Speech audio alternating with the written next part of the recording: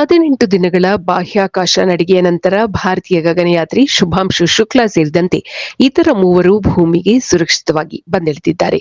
ಶುಭಾಂಶು ಸುಮಾರು 433 ಗಂಟೆಗಳ ಕಾಲ ಬಾಹ್ಯಾಕಾಶದಲ್ಲಿದ್ದು ಹೊಸ ದಾಖಲೆ ನಿರ್ಮಿಸಿದ್ದಾರೆ. ಆರೋಗ್ಯವಂತರಾಗಿ ಕಾಣುತ್ತಿದ್ದ ಶುಭಾಂಶು ಅವರು ನಸುನಗುತ್ತಲೇ ಡ್ರ್ಯಾಗನ್ ನೌಕೆಯಿಂದ ಹೊರಬಂದರು. ಇವರೊಂದಿಗೆ ಬಾಹ್ಯಾಕಾಶಕ್ಕೆ ತೆರಳಿದ ಇತರ ಮೂವರು ಸಹ ಭೂಮಿಗೆ ಹಿಂತಿರುಗಿದ್ದಾರೆ.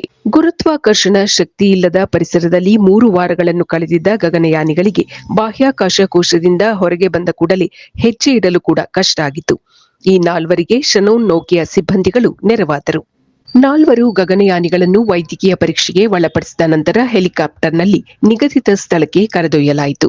1 ವಾರ ಇವರುಗಳನ್ನು ಕ್ವಾರಂಟೈನ್ ಮಾಡಲಾಗುವುದು. ಕ್ಯಾಲಿಫೋರ್ನಿಯಾ ಕರಾವಳಿಯಲ್ಲಿ ಡ್ರ್ಯಾಗನ್ ನೌಕೆ ಇಳಿಯುವ ದೃಶ್ಯಗಳ ನೇರ ಪ್ರಸಾರವನ್ನು ಶುಭಾಂಶು ಅವರ ತಂದೆ ಶಂಭು ದಯಾಳ್ ಶುಕ್ಲಾ ಹಾಗೂ ತಾಯಿ ಆಶಾದೇವಿ ಹಾಗೂ ಸಹೋದರಿ ಸುಚಿ ಮಿಶ್ರಾ ಅವರು ವೀಕ್ಷಿಸಿದರು.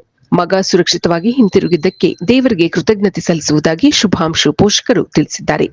ಐಎಸ್ಎಸ್ನಿಂದ ಭೂಮಿಗೆ ಮರಳಿದ ಶುಭಾಂಶು ಅವರಿಗೆ ಪ್ರಧಾನಿ ಮೋದಿ ಅವರು ಸ್ವಾಗತ ಕೋರಿ ಎಕ್ಸ್ನಲ್ಲಿ ಪೋಸ್ಟ್ ಮಾಡಿದ್ದಾರೆ. ಭಾರತದ ಮಹತ್ವಾಕಾಂಕ್ಷೆಯ ಮಾನವ ಸಹಿತ ಗಗನಯಾನಕ್ಕೆ ಶುಭಾಂಶು ಅವರ ಈ ವ್ಯೋಮಯಾನ ತಳಹದಿಯಾಗಲಿದೆ ಎಂದು ಪ್ರಧಾನಿಯವರು ನುಡಿದಿದ್ದಾರೆ. ಮಾನ್ಯ ರಾಷ್ಟ್ರಪತಿ ಶ್ರೀಮತಿ ದ್ರೌಪದಿ ಮುರ್ಮು ಅವರು ಸಹ ಗಗನಯಾನಿಗಳಿಗೆ ಅಭಿನಂದನೆ ತಿಳಿಸಿದ್ದಾರೆ. ಶುಕ್ಲಾ ಅವರ ಸಾಧನೆಗೆ ರಾಷ್ಟ್ರಪತಿಗಳು ಮೆಚ್ಚುಗೆ ವ್ಯಕ್ತಪಡಿಸಿದ್ದಾರೆ. ಆಗಸ್ಟ್ ತಿಂಗಳಲ್ಲಿ ಶುಭಾಂಶು ಅವರು ದೆಹಲಿಗೆ ಆಗಮಿಸುವ ನಿರೀಕ್ಷೆ ಇದೆ. ಈ ಅಂತರಿಕ್ಷ ಕಾರ್ಯಕ್ರಮಕ್ಕೆ ಇಸ್ರೋ ಸಂಸ್ಥೆಯು 550 ಕೋಟಿ ರೂಪಾಯಿಯನ್ನು ವೆಚ್ಚ ಮಾಡಿದೆ. ಸ್ಪೇಸ್ ಸ್ಟೇಷನ್ನಲ್ಲಿ ಈ ಗಗನಯಾನಿಗಳು ಒಟ್ಟು 60 ಪ್ರಯೋಗಗಳನ್ನು ಮಾಡಿದ್ದಾರೆ. ಇದು ಈ ದಿನದ ಸುದ್ದಿಗಳು.